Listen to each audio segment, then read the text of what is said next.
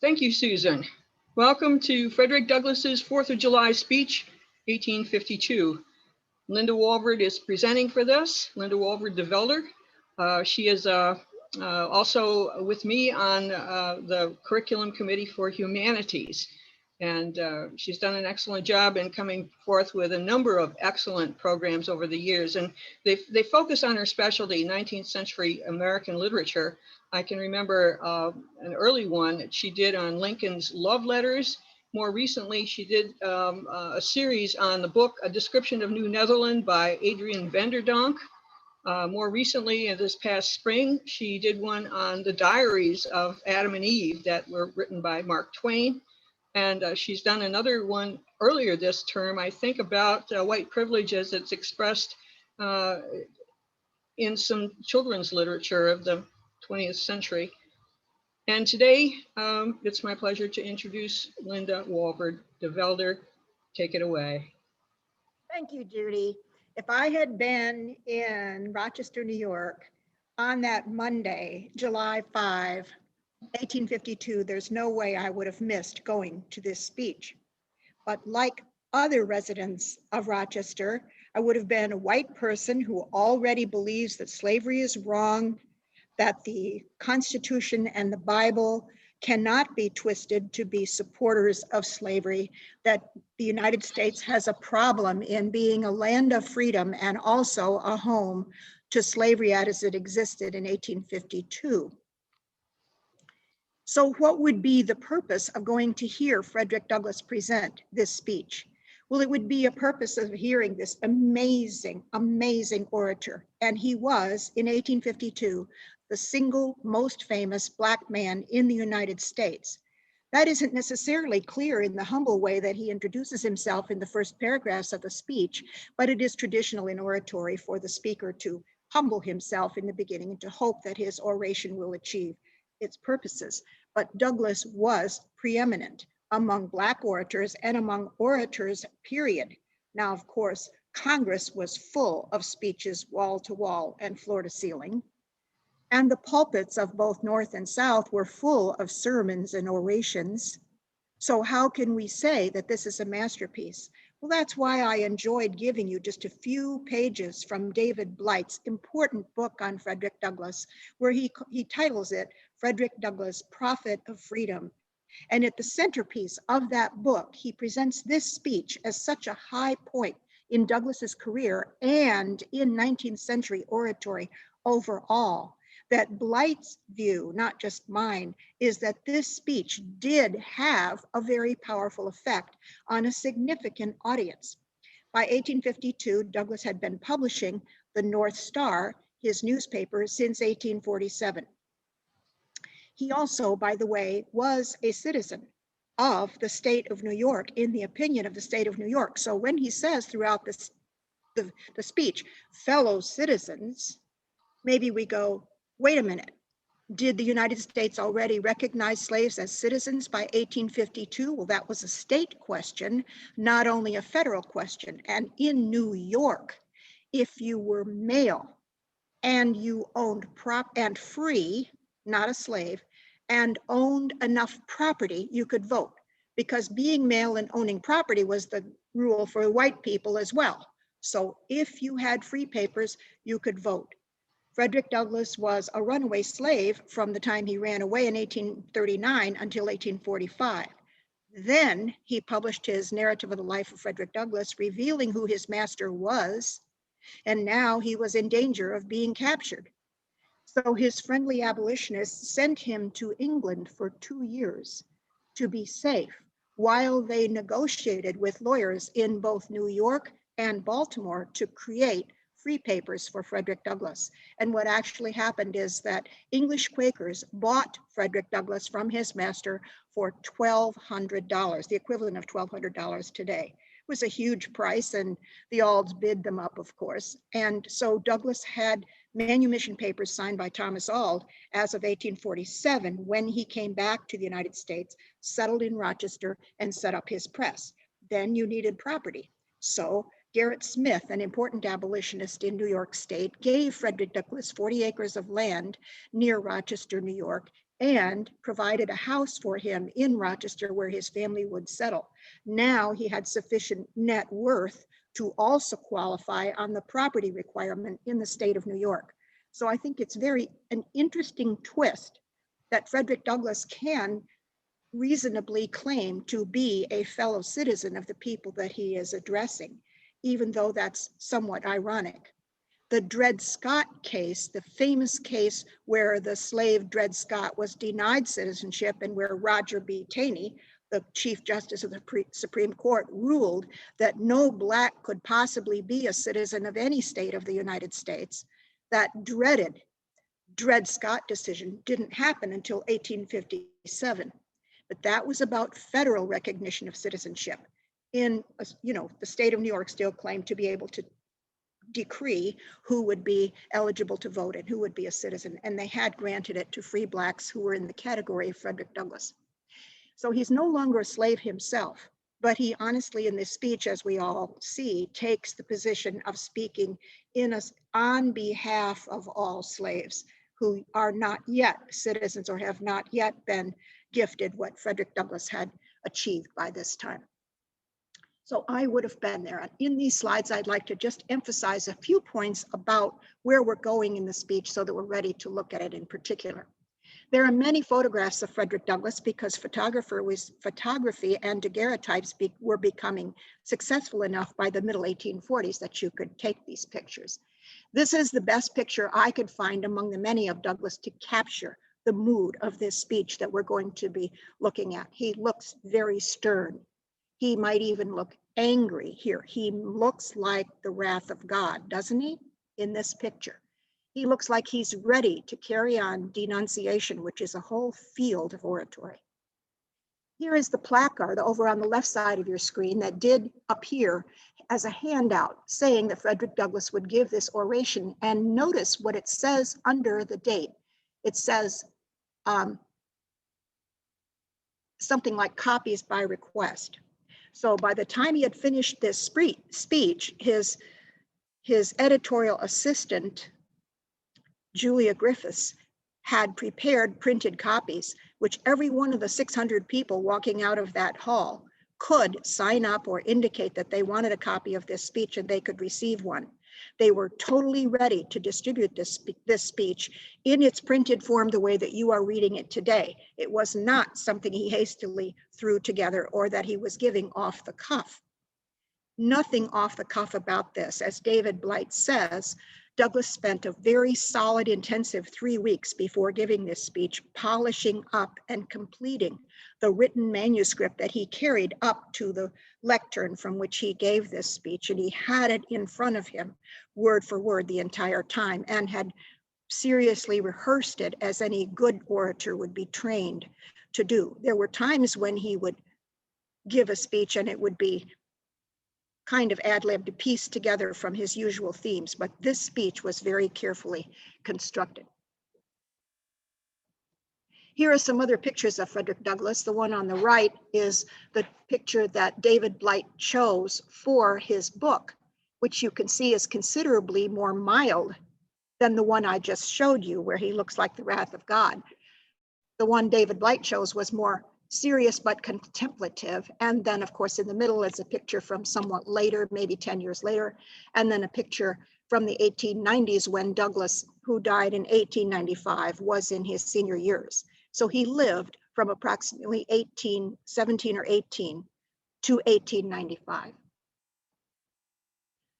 Now, the Corinthian Hall was dedicated entirely to speeches on the themes of liberty and justice for all. It was a hall devoted to a series of abolitionist speeches. So no one could mistake the fact that coming to any speech in Corinthian Hall was going to have to do with themes of liberty and justice and orations having to do with some doubtful question concerning liberty and justice. You know, if you stand up and give a colorful sermon against sin, you haven't really said anything. If you can't get specific, you're not really giving an oration. You have to be challenging in order to capture people's attention. So just to stand up and speak on the theme of slavery is bad and freedom is good is not really going to go anywhere. So we're going to look closely at the heritage of the language of liberty and justice for all in the American culture in the mid 1800s and see what was going on. Christian liberty is a phrase he's going to use in the speech, and that was a common catchphrase. You know that the Bible says, you shall know the truth and the truth shall make you free. Martin Luther had written a hugely important essay on what Christian liberty was in the day that Luther was breaking away from the Catholic Church. And so the Protestant view in particular that laity should control the church was a kind of endorsement that the laity can, within the church, know the truth and control the church. Major clergy who preached and promoted abolition. Elijah Lovejoy's press in Cincinnati was thrown into the river by thugs, and I believe he was killed.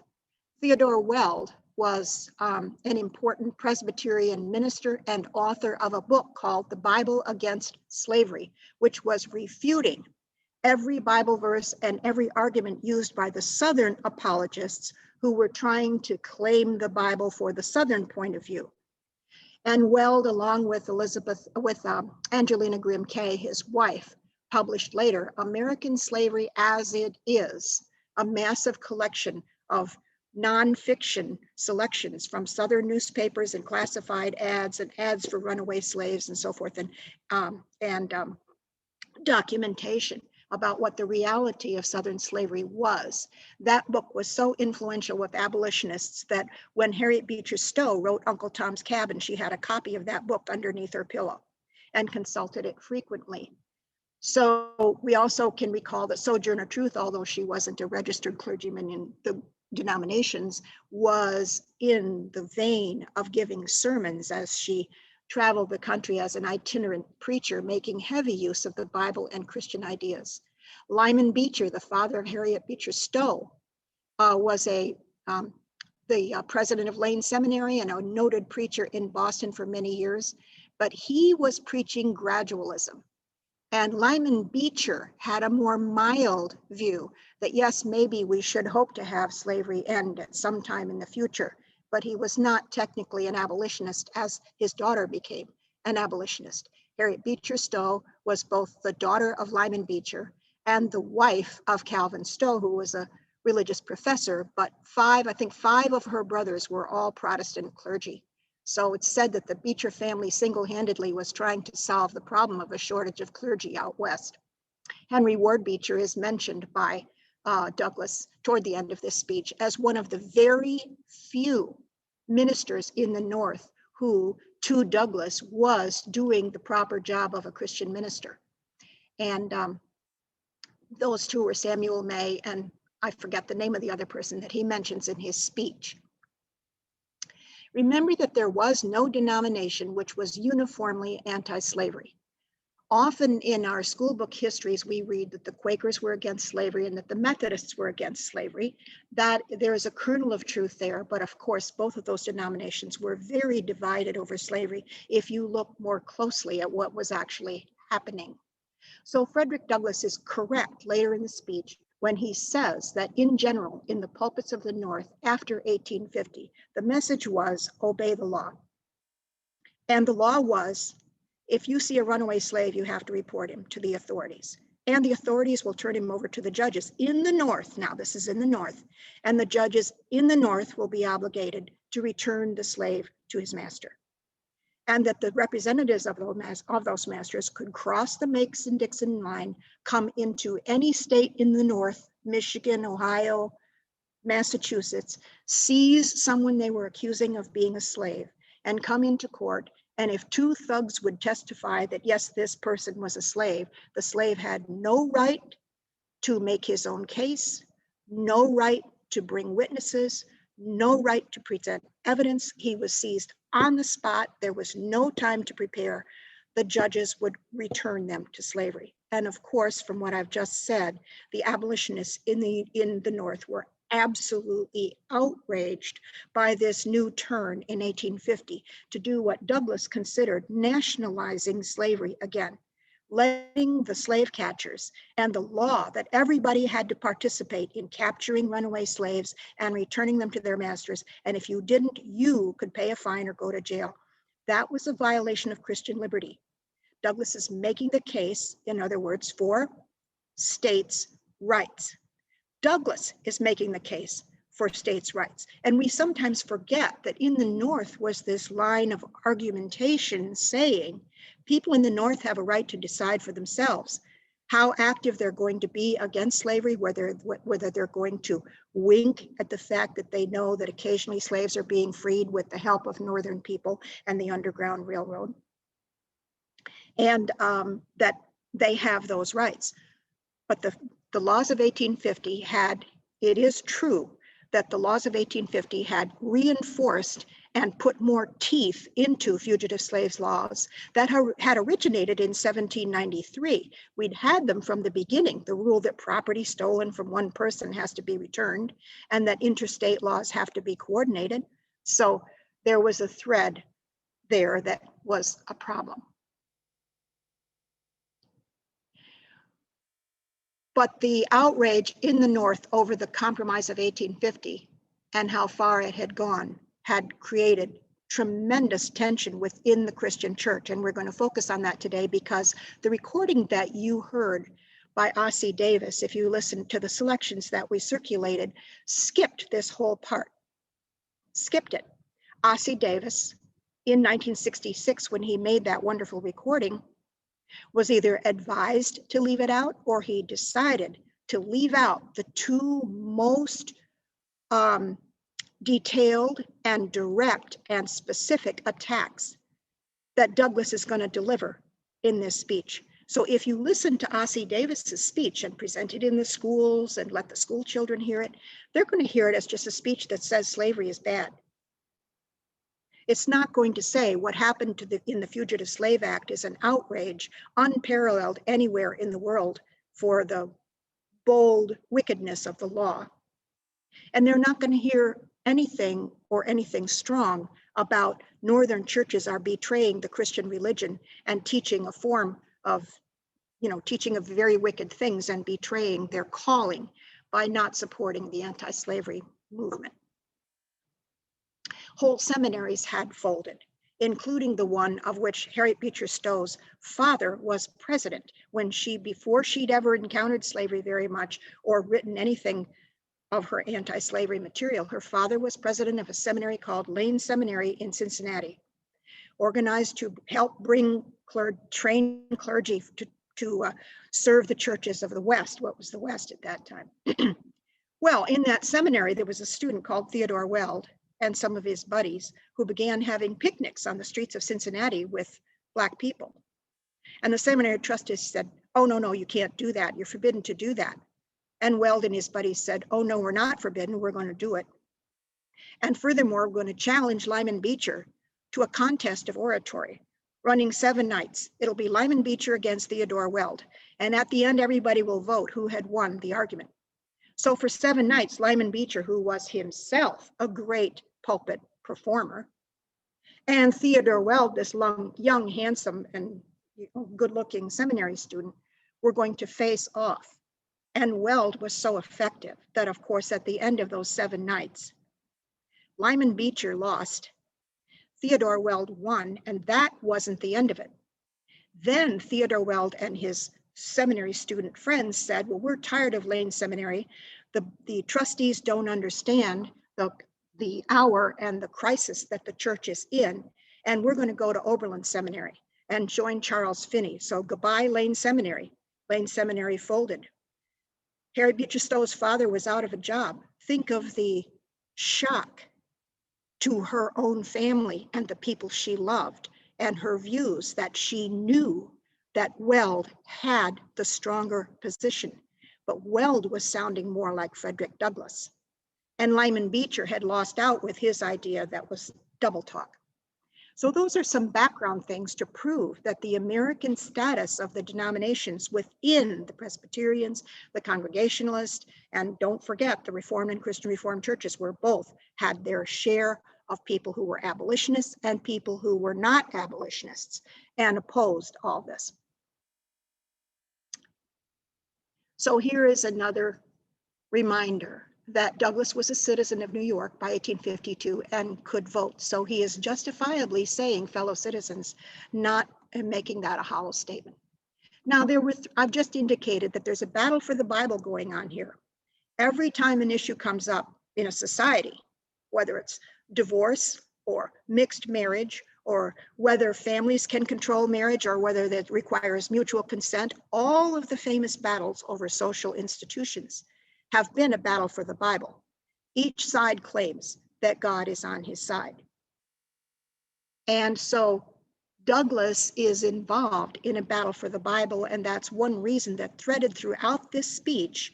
Judy and I were commenting last week when we ran into each other, how many biblical references in various ways are coming into this speech, and he's very aware that he is making the case that the Bible is not on the side of slavery.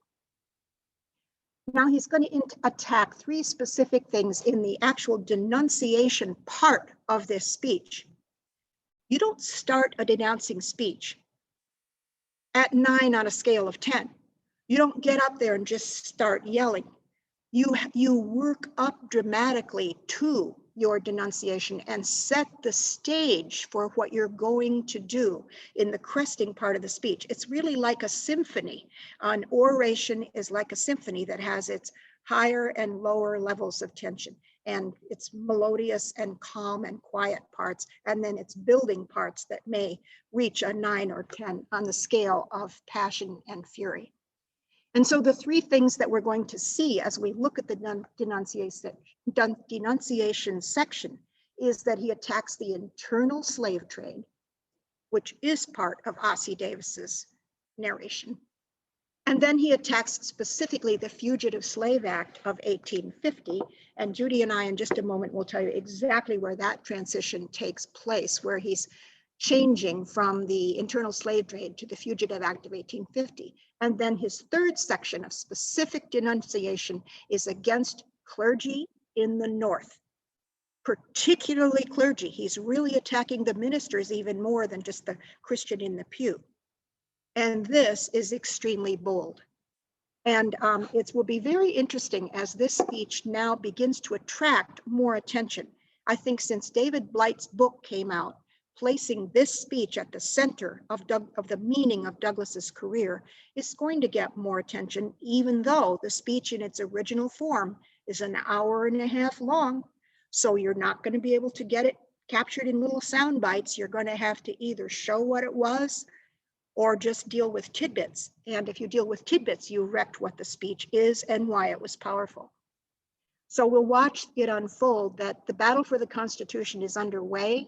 The battle for the forefathers is underway too, because after all, where did Thomas Jefferson and George Washington and half of the first 50 years of our country, the leaders were from the South. So who owns the forefathers? And Douglas is going to claim the forefathers as abolitionists as well. We'll get back to that as well. Ossie Davis also omits most of the pages in the speech where Douglas talks about the forefathers. Who are the forefathers to the slave?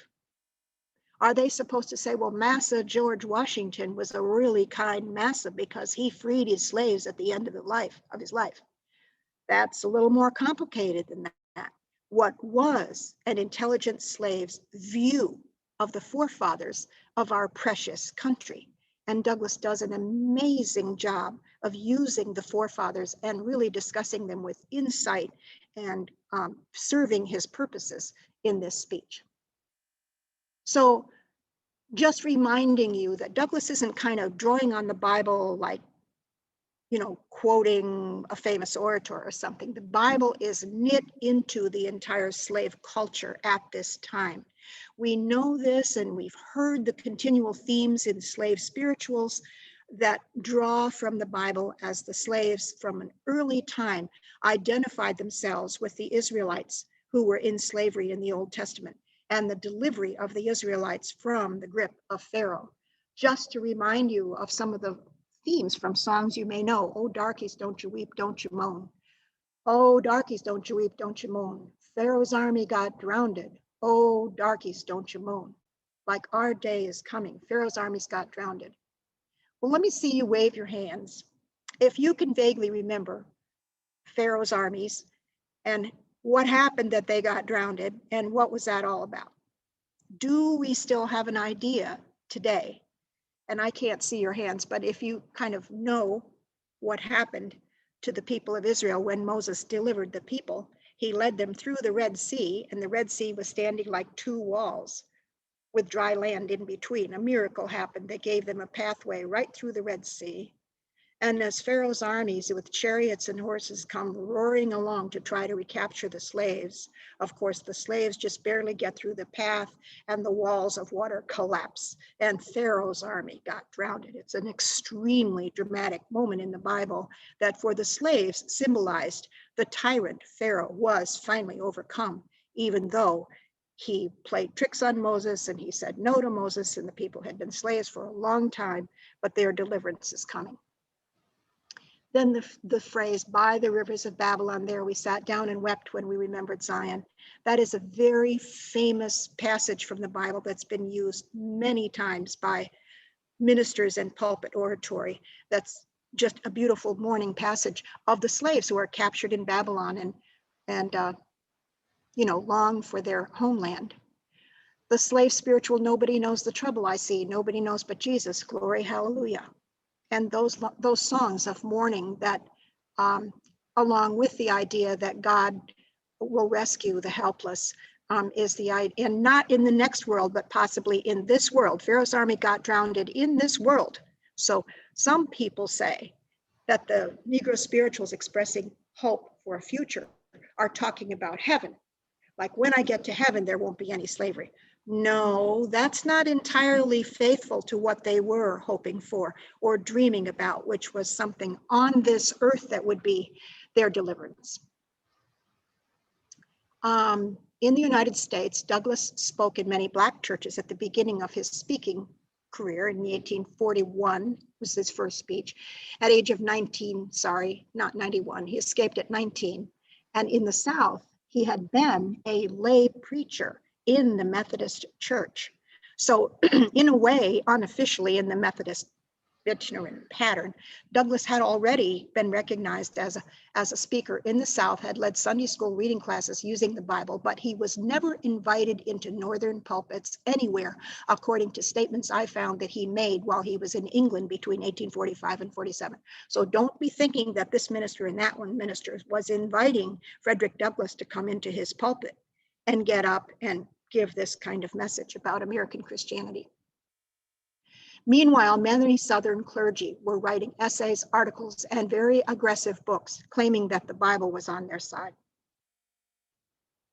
and assembling biblical support.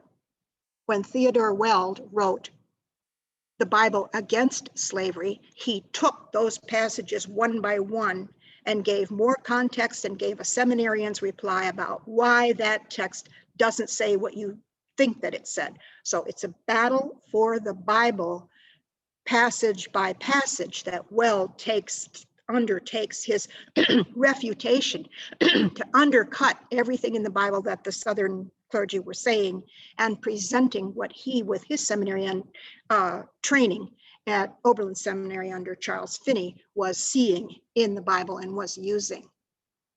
Meanwhile, at New Brunswick Theological Seminary in New Brunswick, New Jersey, founded by the Reformed Church in America in the 1780s, one of the two oldest seminaries in the United States, had a professor there who published a book called Slavery Not Wrong. You make no mistake what his theme of his book is going to be, that this doctor of divinity. So when Douglass in his speech attacks doctors of divinity, this character who had written Slavery Not Wrong would be one of many that he's referring to.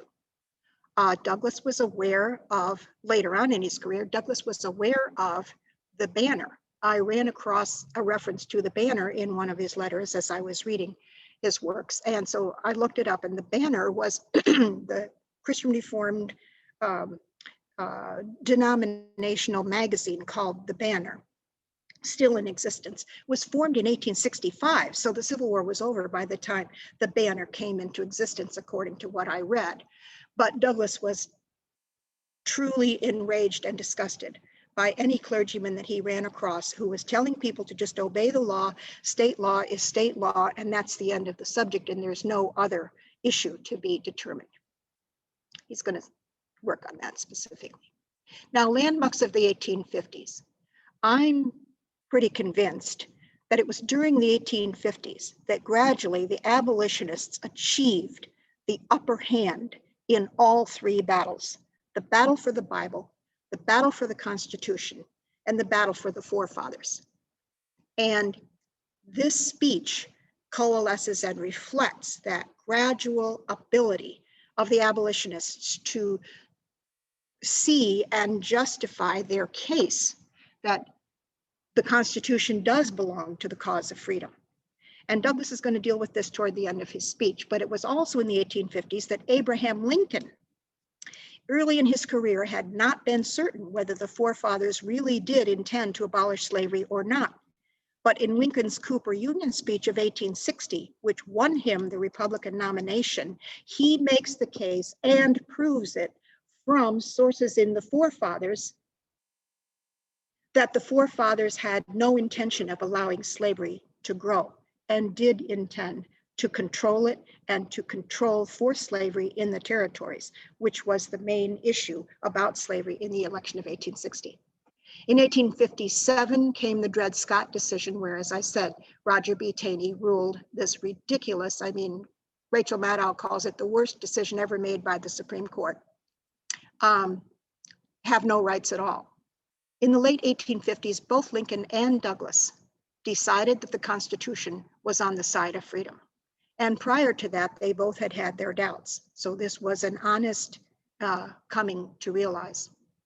I learned yesterday when this morning, Fred Johnson said in his presentation about the Tulsa riots and the background of that, he said that Woodrow Wilson was one of the worst racist presidents that we ever had.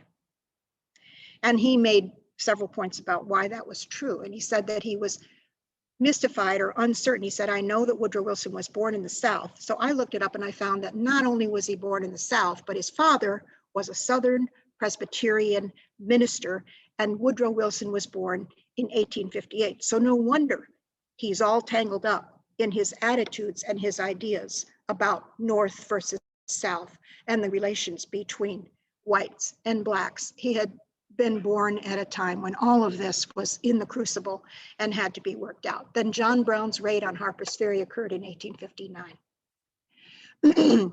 Now, Douglass's oration is going to break into sections. When he says in the beginning something about hastily assembled thoughts, almost as if he's giving the speech off of the cuff. We already said that that's not true. The speech was in his hands and had been carefully constructed and gone over by his assistant, Julia Griffiths, an English woman who was living in the United States and helping with the North Star. We see him first talk about the forefathers for about 5 pages, and then he makes a now transition. He says, nobody ever talks about the forefathers unless they're justifying what they're doing right now. That was a clever transitional statement. And then he takes on the internal slave trade after saying that, well, everybody criticized the foreign slave trade. Even our doctors of divinity say that the foreign slave trade is bad, bad, bad. It's criminal and wicked and against the will of God. So we need to have our nice domestic internal slave trade.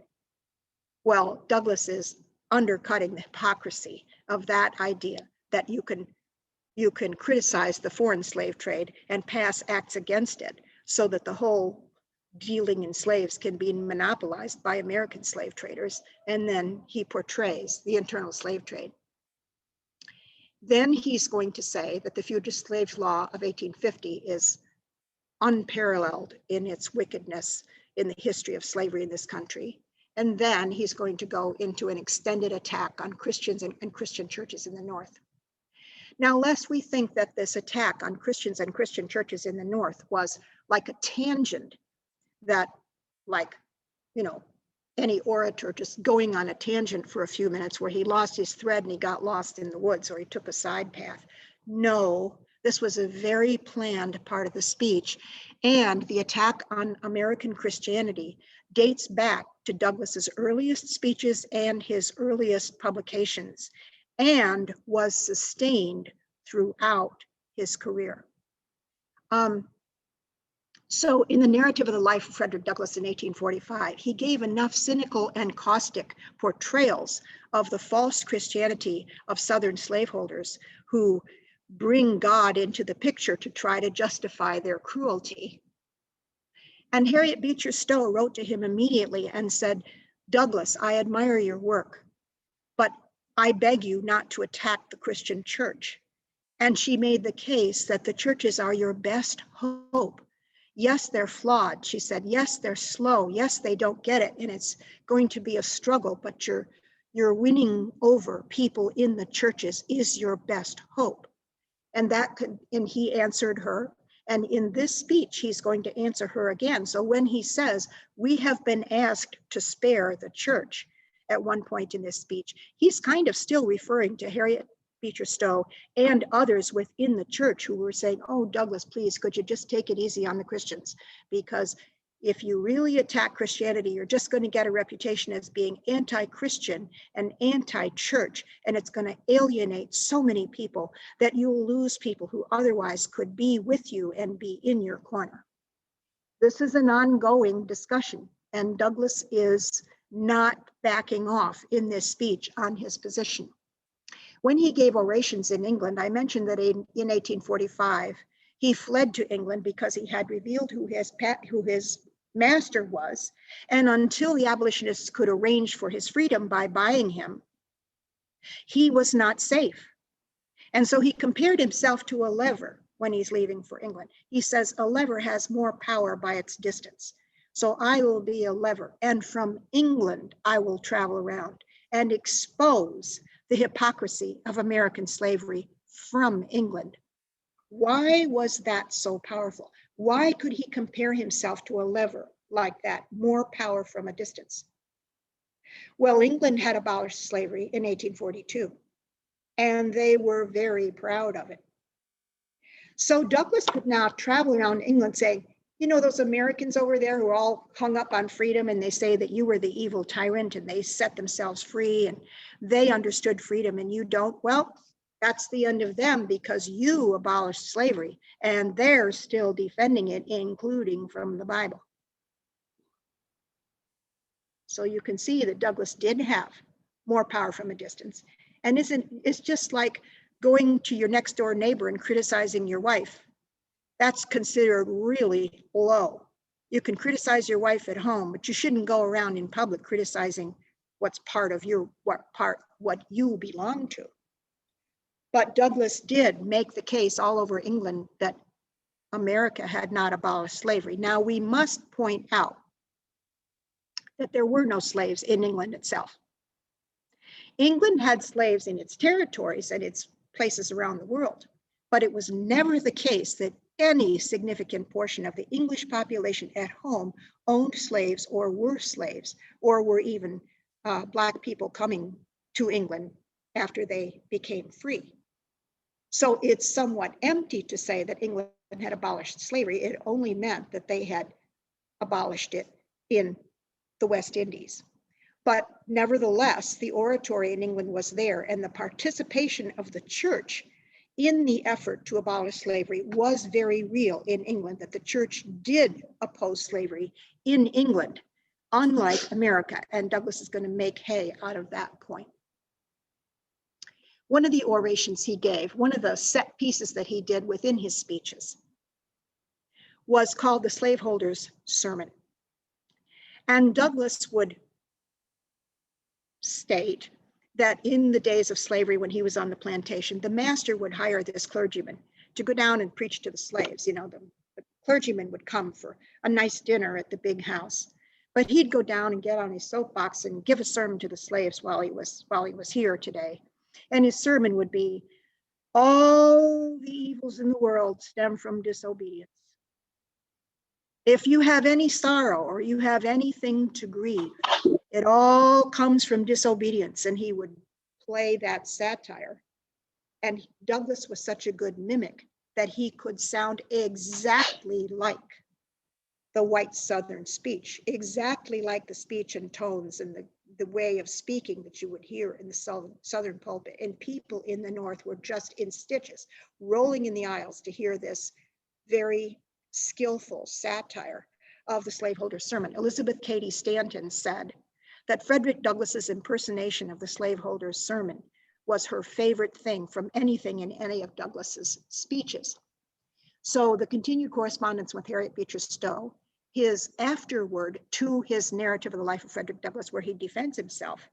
And he doesn't say, I'm sorry if I hurt your feelings. No, that so-called retraction that follows after the narrative is not a retraction at all. It's defending himself again for the power of denunciation and the need for denunciation as a legitimate part of the abolitionists' work to call a spade a spade.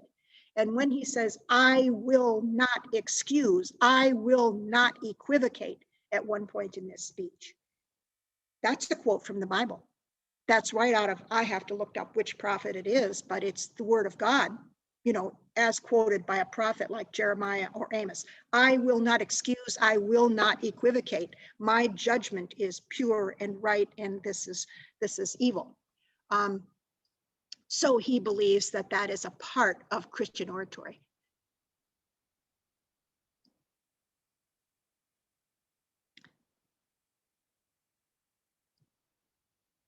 Let me see.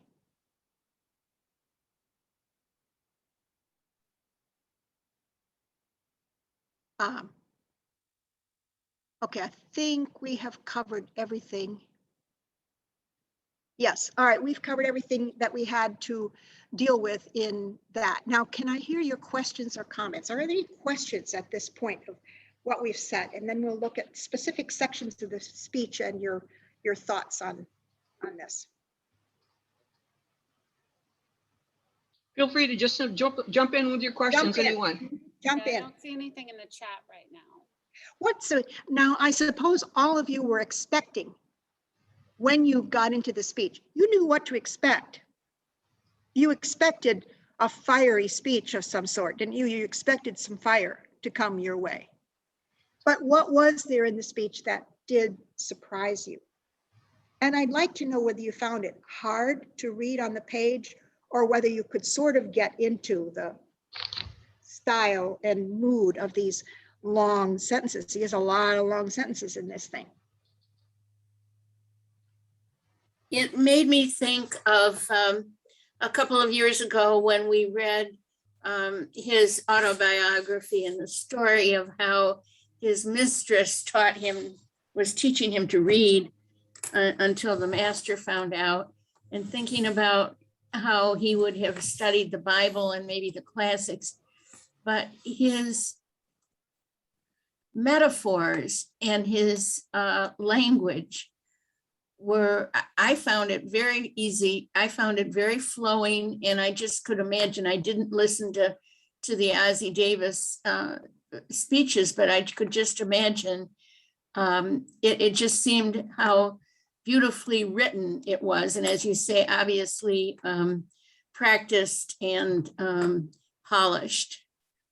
That's terrific. I am so glad to hear that some of you found it not hard to read. Douglas's style in oratory, I think, is very clear, but you have to admit the sentences are long sometimes, but they're so carefully constructed, and they build to a thing that, as Anne says, they have a rhythm of their own that makes it accessible. I like the imagery. I'm reading now on page 4. He talks about a ring bolt in a chain, part of a ship, and talking about a bolt being drawn, a chain broken. And then later on, he talks about the ship of state, and it ties several images having chains and that kind of thing. And then talking about the ship of state. I like the imagery, the metaphorical imagery that he uses to convey his ideas. And a lot of Parallelism makes it easier to read. A lot of times he has what is called a tricolon, TRICOLLON, a series of threes, just like what you had in a government by the of the people, by the people, for the people. You know, three. And there are lots of sets of three phrases in this that make it, it builds on itself. It's Yes. just a beautifully written and to be spoken Yes. piece of work. Yep. It, And what, go ahead. it captured me just right on the second page, the metaphor of the river or the stream, that if the channel is worn deep in the course of ages, it's not easy to change. He was speaking of the fact that our nation was young. We hoped for changing the course compared to an old river or stream that had flown through its banks so long that it could not be diverted. That Yes. just struck me and kind of grabbed me as that first metaphor. And then he's going to come back to that when he creates a hopeful ending after everything he's done with this denunciation and powerful, passionate speech. He's going to come back to a hopeful ending, and he's going to say the nation is yet young. There's still time to change the fate that we have if we don't understand what's going on right now.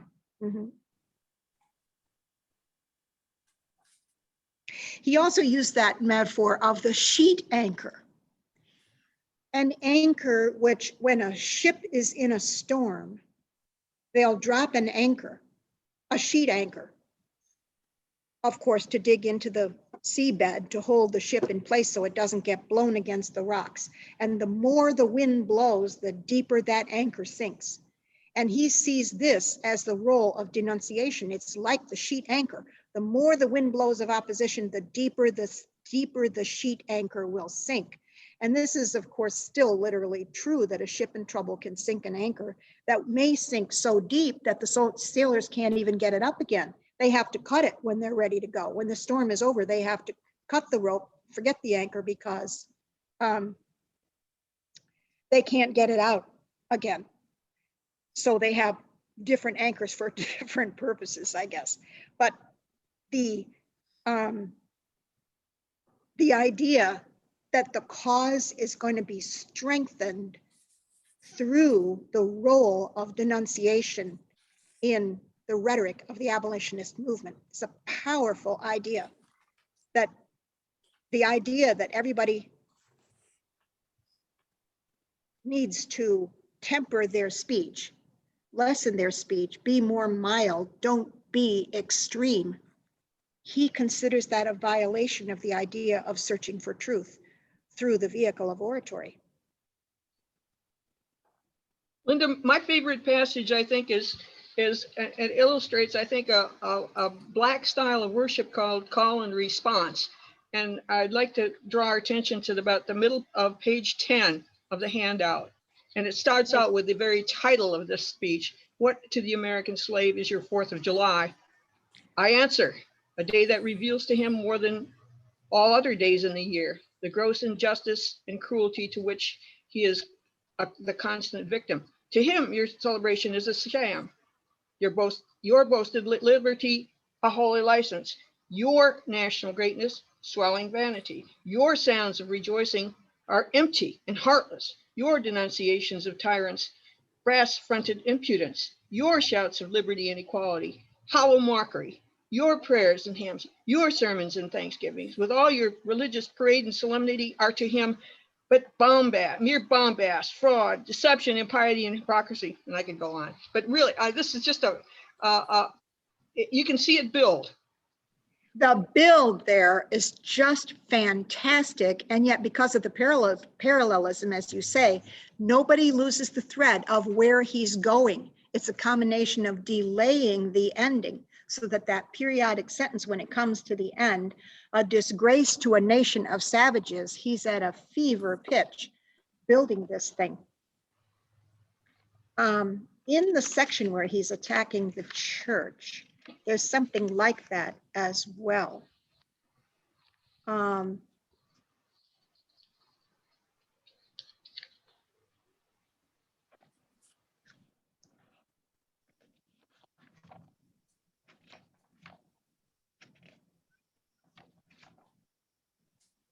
Let's go to page 16. He's criticizing the Americans and contrasting them with the English church, which has supported abolition.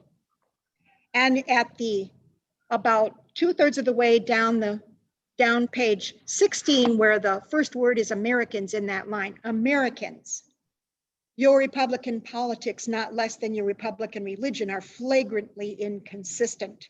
Now he's going to have this amazing series here of sentences that are going to show the inconsistencies.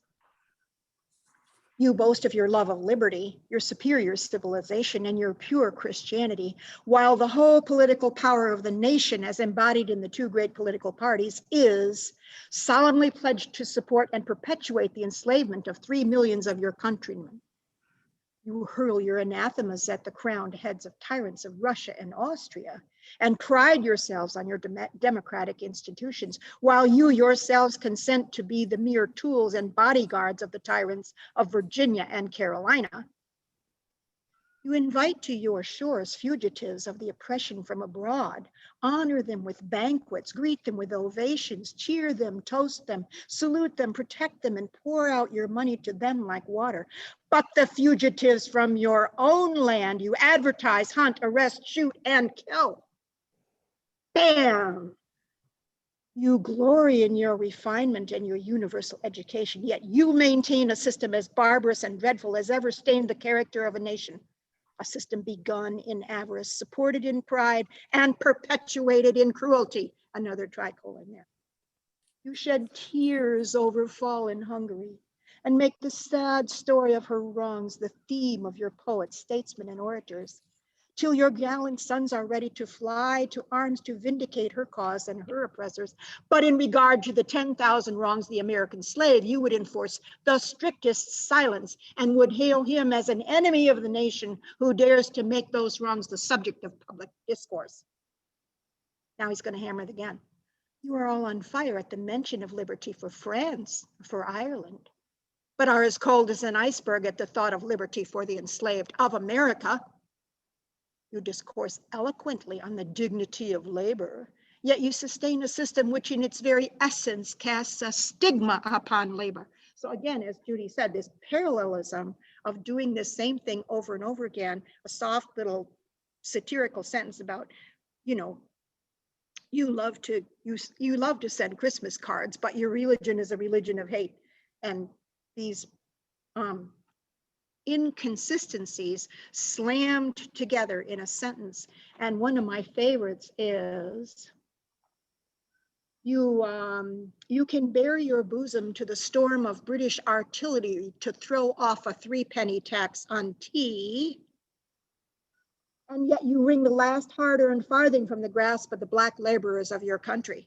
You can imagine if he said that in England, they would love that. You can bare your bosom to the British artillery over a little tax on tea, but you don't care about the gross wrong in your own country. So when this speech is portrayed in the press, as different commentators and historians have commented on it, they've talked about his audience being shocked by the speech. And I wonder if you think that they were shocked, or if you would describe it a little differently about what you think the immediate audience of July 5, 1852 would have responded. Notice that on the placard that they got, it said on the placard, you can have a copy of this when you walk out. Like, if you think this is really great, we'll give you a copy on the way out. How many of you said, boy, how many might have said, boy, that was really a humdinger, I want a copy of that? Or how many got completely bored by as I said, this speech took an hour and a half to deliver. Did he wear them out? Or by the end of this, did they say, boy, that was really a feast of gorgeous oratory, and I want a copy of that? I think he energized his audience. I think toward the end here, I'm on page 17, and he brings in this image of the snake Oh, be warned, a horrible reptile is coiled up in your nation's bosom. A venomous creature is nursing at the tender breast of your youthful republic. For the love of God, tear away and fling from you the hideous monster, and let the weight of 20 millions crush and destroy it forever. I mean, this is powerful imagery here. Mhm. Throw out the snake, and this is pre-war, this is pre-Civil War. What he's talking about here is the brewing of the Civil War. Yes, yes. But now, if let's say a high school teacher is trying to capture this speech for her students, and she lands on this sentence about the metaphor of the snake, in the bosom of liberty, destroying it, that would have no effect on high school students. Just to select that out and say, well, this is what Douglas said about that. They go, oh, ho, hum. You have to have the whole build that led up to this high point. And then I think you have to do something after it. The passages that we circulated from Ossie Davis end right there. This is the end of Ossie Davis's recording. Let the weight of 20 millions crush and destroy it forever.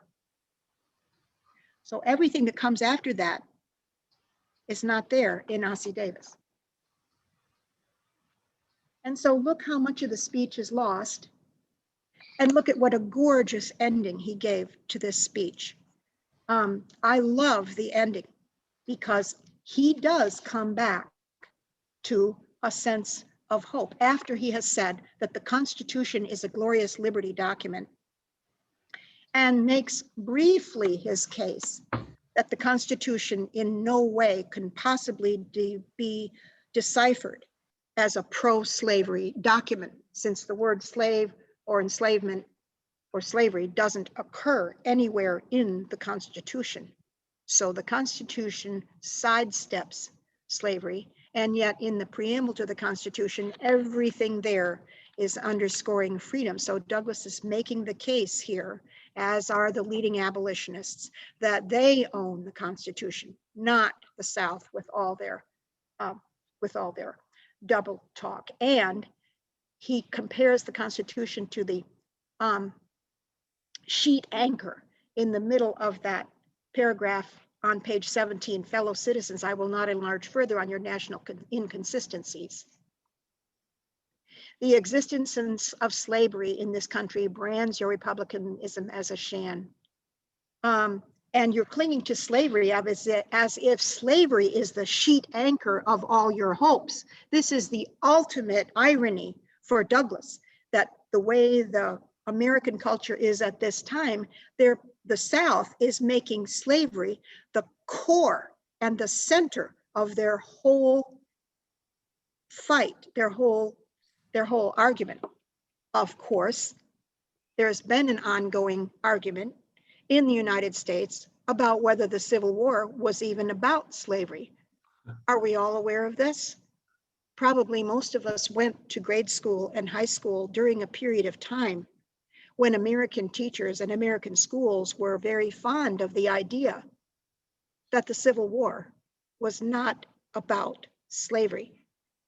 How many of you remember ideas like that being emphasized in schools, that it was a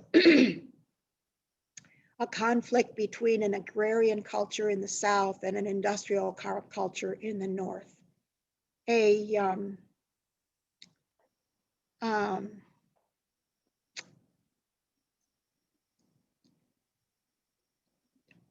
Differences in the origins of the South and the North, other intellectual differences or cultural differences or geographical differences in the people of the North and the South that caused the Civil War, and slavery was incidental or not the cause.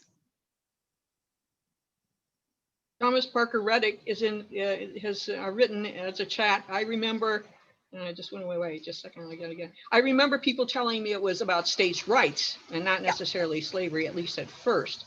And I have to add to that, that my husband is from the South, and there are relatives and many people in the South who still think it was a war over states' rights rather than having anything to do with slavery. And I don't even try to change their minds because they're pretty solidly into that. Okay. But and Bill Bill has to put up with that too in some way. But this is a fact of there are some things we cannot change people's minds over. But fortunately, we are living in Michigan, but Michigan has problems too with racism in some communities. Well, it's a matter of our human heart. Yeah, go ahead. Let me show you all an image for a minute of from the cover of one of the books we're going to cover when I do the class on August 5 about white supremacy in books for children. Here's the cover of a book published in 1995 for children called Christmas in the Big House, Christmas in the Quarters. And it is still selling and promoting today the idea of the one happy family of slavery. You see the master and the slaves gather around the same Christmas tree.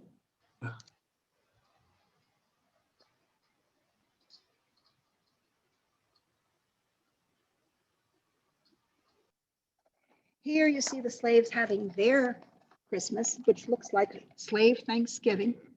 They're all quite well dressed. They have plenty of food. They're outdoors because they don't want to show you their cabins.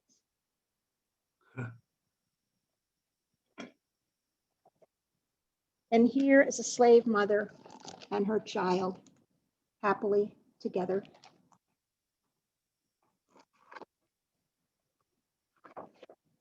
And here are the happy slave children in their beautiful nightgowns and night clothes. Now, it does say that they're wondering what freedom might be, but they have a wonderful, beautiful quilt here. And they all have beautiful night clothes. This is slavery, Christmas in the Big House, Christmas in the Quarters. And here the slaves have their merry fun and dancing just as the master does. And here, the slave mistress, and here are the slave children in their cabin, all beautifully dressed with shoes and stockings and wonderful little dresses and things. According to Frederick Douglass, the slave children were issued 2 linen shirts per year. No underwear, no shoes, no stockings. And the shirt came about to their knees, and that's all they had. That's according to Frederick Douglass. Excuse me, Linda, do you think you could minimize your slideshow so that we can see? Oh, yes. Let's see if I can do that. I think I can just hit the X up in the corner. No, I don't want to get out of the PowerPoint. Go to side speaker. We're limited to the size of the screen that's projecting her face. And so I don't know, Anne, whether we can get much better. Oh, okay. I thought whoever is speaking would take up the whole screen. Let me see if the slideshow was. Don't worry about it. We'll see if I can do. Is this better? It's the same. Oh, okay. Well, if I had Susan, I'll hold it closer, but you can see what I mean.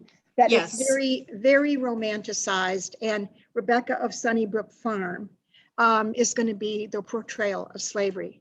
And suffused in the picture of slavery that we get in Christmas in the Big House, Christmas in the Quarters, is nostalgia for a past that was the one happy family of slavery.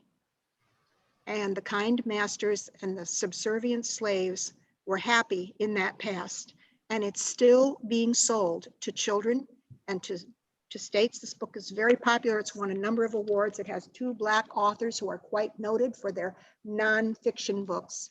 And the most important thing about this book is that it claims to be nonfiction. It claims to be based on records from restored plantations. When were they first published? This one was published in the 1990s. Wow. And the other 2 books I'm going to deal with are one called The Bobbsey Twins in the Land of Cotton, published in 1942. And the Bobbsey twins, who are New England. The Bobbsey family is a New England family, and they have different adventures, and the 72 Bobbsey twins books go many different places, but this is one of their few ventures into the South. And we're going to take a look at how this land of cotton is introduced to children in the Bobbsey twins series in 1942 in a way that will be popular with the American public and for school children's reading. And you'll see what that entails. What is white privilege? What is white privilege? Well, Douglas certainly makes the point that this is your 4th of July, not mine. He's distancing himself in a way to be able to stand back and see the 4th of July as the slave does. But I think when you really study what he says about the forefathers, Douglas is a patriot. He really does believe in the dream of the United States and is struggling with his whole life force to preserve the best of what the United States is supposed to be. He's not an atheist, he's not anti-church, and he's not anti-Christian at all. But that's what he was charged with being, of course, by his opponents. I wish I could minimize this screen now so that I could. Well, I got a message from one of our classmates here saying the screen can be changed in the view in the upper right corner. And there are ways that you can drag the parts that show people's faces to make that, drag it away from your picture or make it just speaker only. And then you'll see Linda bigger in the screen and the slideshow less. What if I do stop share? Well, then you're going to lose your PowerPoint. Okay, no, I don't want to do that. No, I don't want to do. You are screen sharing. Stop video. No, don't want to do that. Mute upper right. Shoot. That's okay, Linda. That's okay. All right. It's I'll learn this. I'll learn this for next time. Drag it over. I'm sorry? Side by side speaker, and then you can drag it over, put your cursor on the edge and move it to the left, and you got a big screen. Yes, I did that. Side by side speaker, and then drag the screen, make it big, and the speaker small, or the PowerPoint small. Thanks, John. Very good. Thanks, John. You. I'm sorry, I just don't know how to do that. Yeah, do it fine. We did it. Show your book now, and then we can see it if we've all done the screen manipulation. Oh yeah. Now can you see it? Yeah. Much better. Good. Okay. All right. And the idea that the slaves are happy is an absolutely necessary part of the picture of slavery. All the slaves are smiling and laughing, you know, in most of the photographs. And here's the mistress. Each slave is gathered. Can you raise it just a little bit? Raise it just a little bit. All right. There we go. There we go. And here's the slave child with their mother who is found in the woods or something, a gift for the mistress. And they come to the mistress, and each family gives the mistress a loving gift, and they receive something in exchange. Now, let me tell you what Frederick Douglass has to say about this. First of all, he says, on a typical plantation, you'd have one slave for every 10 acres. The size of the plantation in the case of Colonel Lloyd means he had 900 slaves. But this book is portraying that all the slaves are coming to the master's house on Christmas Day. 900 slaves are coming to your house.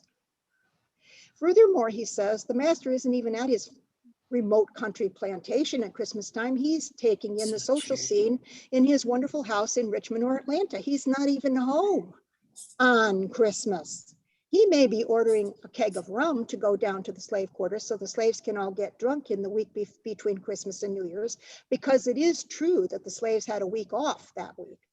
But don't be making this into some love feast between the master and the slaves. How many slaves could go through? I mean, you might have this kind of picture if the master were home. And if you're talking only about 5 or 10 house slaves, then you might have the kind of clothing and costumes that you see here. And you might have the master sharing his violin with the slaves so that they can have their merriment as well using one of the master's violins. Oh yeah, that happened a lot. These books probably represent 2% of the slaveholders. Right, 2% of the slaveholders. And, you know, Douglas said that Colonel Lloyd, now Douglas never belonged to Colonel Lloyd, but Colonel Edward Lloyd was once the governor of Maryland and owned many, many, many, many acres. He had 28 farms, 28 different farms scattered hither and yon. There wasn't even an overseer who could even know the names of even 1% of the slaves that he was overseeing. There was no personal relationship where they knew the names of their slaves or where the slaves were being individual gifts to the master. It's just a complete and total fabrication to create this world of the one happy family of slavery. But it's still going on today. This is the most recent of the books that I'm going to be covering. The Bobbsey Twins of 1942 is a very innocent book compared to the crimes being committed by the authors who did this book to misrepresent slavery to children and pretend that it's nonfiction. And then the other book that we're going to be talking about is a book called The Scarlet Raider. And the Scarlet Raider is a teenager who joins Mosby's Raiders in Virginia. Mosby's Raiders were just this band of what they call partisans. They're not really part of the Confederate Army, but they're allied with the Federal Army. They go out and do raids on Union supply lines and so forth. And this teenager joins Mosby's Raiders, and the first chapter of the book is called All Yankees Must Die. It's highlighting for junior high type readers, for boys, the fact that for some people, the Civil War was about rebels versus Yankees. You won't see the word slavery or slave a single time in that book. You won't even know, you won't meet any slaves, you won't hear any reference to slavery. It's all about this teenage Southern boy whose family is harmed when Yankees are coming south to, fight the battles that were fought in the South. And his family's cabin is harmed. So now it's a revenge story. And he joins Mosby's Raiders, and we'll see how that is portrayed. Now, as a teacher and as a writer, I have to admit that if you're writing fiction, you have a right to make up whatever you want. If you want to tell a lie to children in a story and create a complete mischaracterization of Southern slavery, that is within your rights to do. But The Scarlet Raider is an amazing book published in 1957 by an author named Eisenhower, not Eisenhower like the president, but Eisenhower, who was a pretty facile writer, a guy with a military background, and he could make it sound like a real fight and recreate scenes and have dialogue, and to see how this is presented.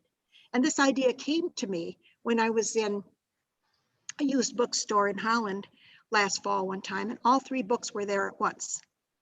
This Christmas in the Big House and the Bobbsey Twins in the Land of Cotton was discarded then by some family. Somebody died or a family was going through their books, and this got discarded, so it's showing up in the used bookstore.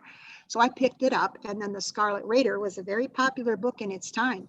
And it certainly does put young boys on scene, and you're going to see some fights, and you're going to get involved in what war really is like.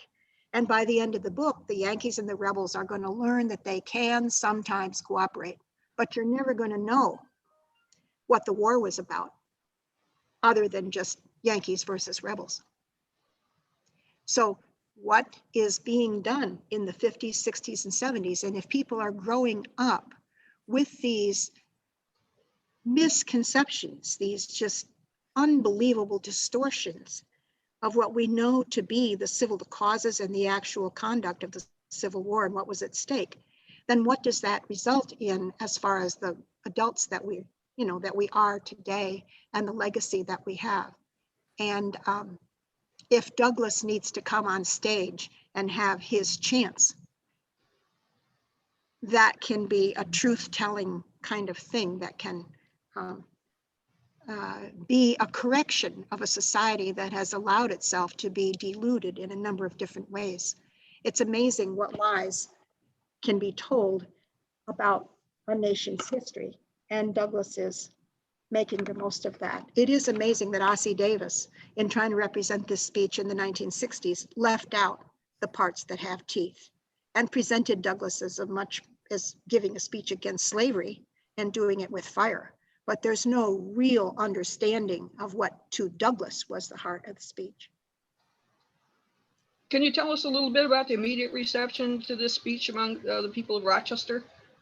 Well, unlike speeches like the Gettysburg Address, which, as we all know, was pretty much overlooked by the journalists of its time because it was so short and they just weren't ready, this speech did have an interesting circulation almost right away.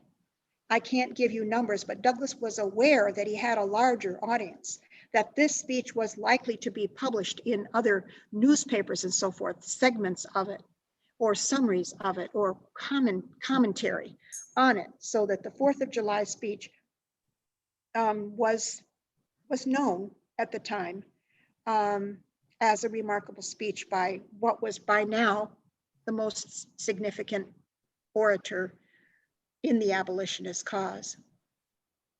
Where did he learn his oratorical skill? Where did he get it? Just from reading the Bible and some Shakespeare? Well, when he was a boy in the streets of Baltimore, he made friends with certain white boys who befriended him, and they told him that in school they were learning from a book called The Columbian Orator. And Douglas blacked shoes and went around making a few quarters and so forth by shining shoes to go to a bookstore and buy his own copy of The Columbian Orator. And in it were famous speeches from the Latin and Greek and English tradition that demonstrated the methods of oratory. And the boys in Baltimore told him that he needed to buy it because in that book was a story in which a slave argues with his master, and argues so successfully with his master that at the end of the story, the master sets the slave free. It is true that that was a classic little set speech from Greek oratory. It didn't have to do with a black slave at all. It was just a remarkable example of oratory where a slave argued with a master. So triggered by that story, and then inspired by Caleb Bingham, was the author of The Columbian Orator.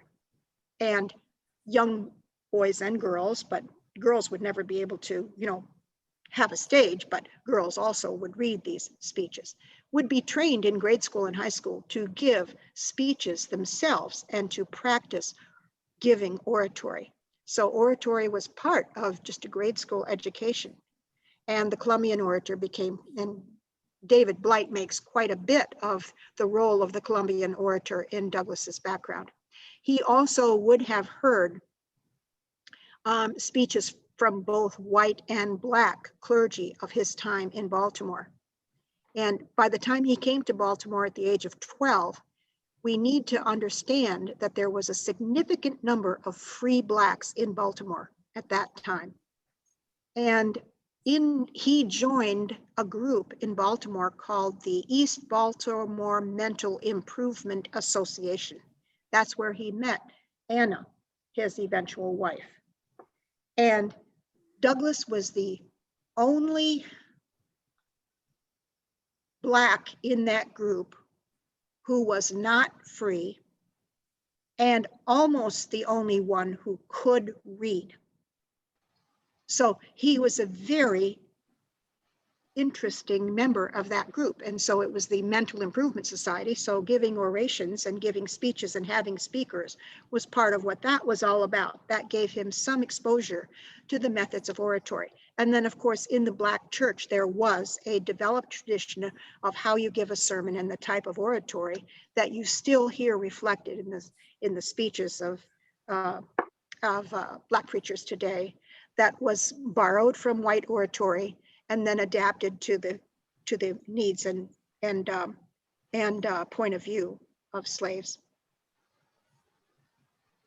Any other questions from anybody? Well, and then in 1845 to 1847, when he was in England, he went to Parliament, and sitting in the gallery, he heard the speeches of some of the main good, bad, and indifferent of what goes on in the English Parliament to see how the English politicians were carrying on their speeches in favor and opposed to the ideas being generated. So he certainly picked up ideas about oratory. And in those days, whole speeches were printed sometimes in the newspapers. And so he could study printed speeches as well of Lincoln and some of the Lincoln-Douglas debates and so forth. So Lincoln was reading orations, and Douglas could also read orations, and then in the North Star could also present excerpts from his own and other speeches. But it is amazing when you think of the speech that apparently his speech was not, well, of course, it was all grammatically correct. And he spoke like white people from Baltimore, because that's who he spent his years between the ages of 8 and 12 living with and learning from. And he didn't have any more exposure to the country bumpkin blacks from rural Maryland, which is where he had been born. So he was getting an amazing cultural education during his years in Baltimore. And he credited that. He credited his master with that, I think to some extent falsely. He also credited that to Providence. He said that Providence had entered his life at many points, and that the point at which he was sent to Baltimore by the Auld family was in a way, an act of God leading him where he was supposed to be going. I think there was also another motivation for the Auld family sending Douglas to Baltimore, because by the time he was 8, he was big for his age, and it was obvious that he was going to be an attractive child. He had a beautiful face and demeanor, and he was very healthy and so forth, and obviously intelligent. And so they knew that the value of a slave in Baltimore to be rented out was way, way more than the value of a slave out in the countryside that you would rent out as a field hand. Now, his master, Thomas Auld, at that time didn't have any plantation. He didn't have any plantation. He didn't have any fields of his own where his slaves were going to work. So as he inherited some slaves, he would be renting them out. So what could you rent a slave out for? Well, his brother Hugh was in the shipbuilding business in Baltimore. So Thomas and Auld are working together, and they say, this little country boy in the country can't survive in the city if we bring him there when he's 16 and ready to work. He's so poorly acculturated to Baltimore that he just will not be able to survive or function. So let's bring him to Baltimore now. That way he'll become a citified slave. He'll be working in these environments. He can be around the shipyard. And then when he's ready to rent out, we can make some big bucks from him. So that turned out to be true. Douglas was rented out in the shipyards. And while he was living with Hugh Auld, he began, working in the shipyards for $1.50 a day, $9 a week. That was big money. In fact, the worst beating he ever got was in the shipyards of Baltimore, where the white workers in the shipyard thought that a Negro was taking a good white job and making the big money of $9 a week. So in a place where in the countryside, he could have been sold for maybe $400. I looked this up. Which is better, $9 a week per year or $400 to sell him outright?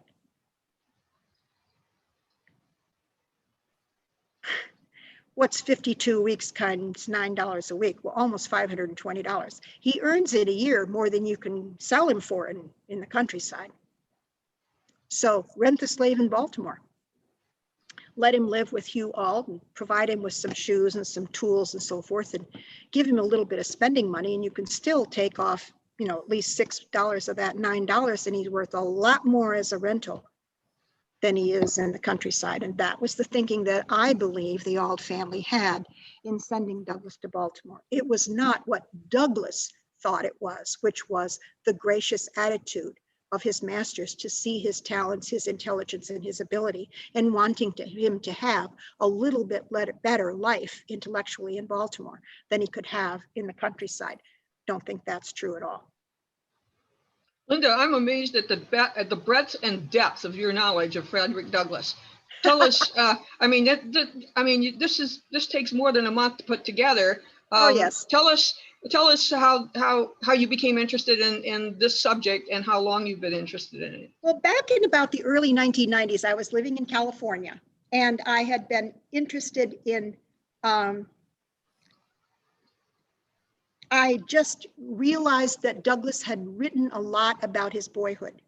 And I was thinking in terms of a children's book about a slave who taught himself to read. And that so many children maybe have trouble with reading and their parents are pressuring them to read. But what would it be like to be a 6-year-old and you're forbidden to read? Now you would want to read. And if you had trouble learning to read and you had to steal a Bible from your mistress in order to have something that you could read, it would just be such a turnaround that it would be an amazing children's book to tell the way that Douglass told it, the incidents that had to do with how he learned to read. So that's where I started. And then one thing led to another, and I found that in the library where I was working, which was at St. Mary's College in Moraga, California, I mean, they had all the works of Douglass, and then I could find his letters and his papers and his speeches. And I just became very interested in him.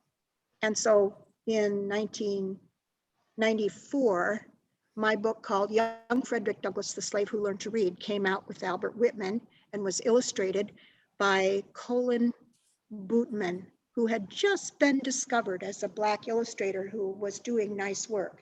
And so he illustrated the book.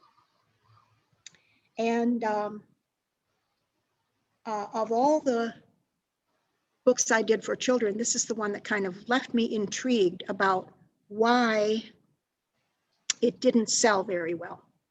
I thought that it would be timely and that the idea was good. But I had shown in that book some of the scenes of, for example, a fight that he had with his master. He had a fight with his master, Mr. Covey, at one point when he was about 17. So that would be exciting for children, told about it in the book. But of course, that's a very sensitive subject. And so after a while, then several things happened that I had come back to Chicago. I was now going to go back to the University of Chicago to finish my PhD. And I had read Douglass's work recently enough that I knew I was interested in him. And I knew it was fascinating to take a look at how Douglass was portrayed in books for children.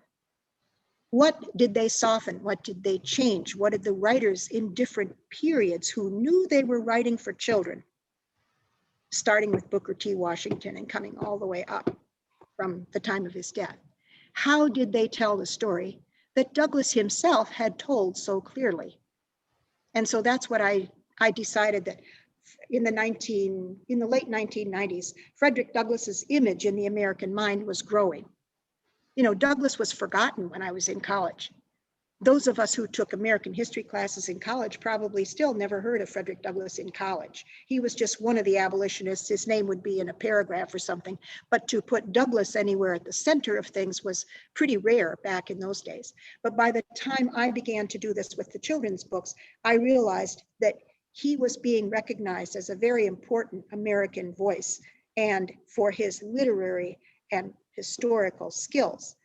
And so I just got interested in doing that. And that led to a lot more reading of Douglass himself and to know the details of his life. So he actually wrote his autobiography 4 times. So read all 4 of his autobiographies and see how things evolve. And it just became a very interesting area that I never got tired of. A lot of times people get tired of their dissertation subjects before they're finished with the dissertation, right, Judy? Sometimes dissertation. Not me, not me. But Judy and I were lucky to choose something that you could stay interested in. And Linda, could you tell us the name of the children's book that you wrote about Frederick Douglass? The title of it. Is it still available? Yes. I know we're not supposed to sell our books and so on, but one person had a question. Okay. Young Frederick Douglass, The Slave Who Learned to Read.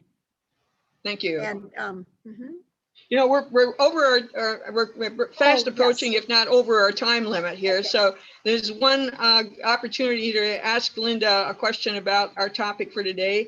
Otherwise, we'll need to turn things over to Susan to shut things down. But anyone, here's your last chance, everybody in the audience, all of you, to ask a question of Linda before we say goodbye to one another. Hearing nothing, I guess we're ready to turn it over to you, Susan. Thank you so much, Linda.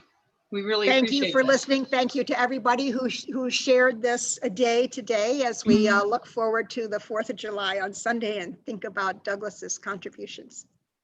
Thank you very much, Linda. It was great.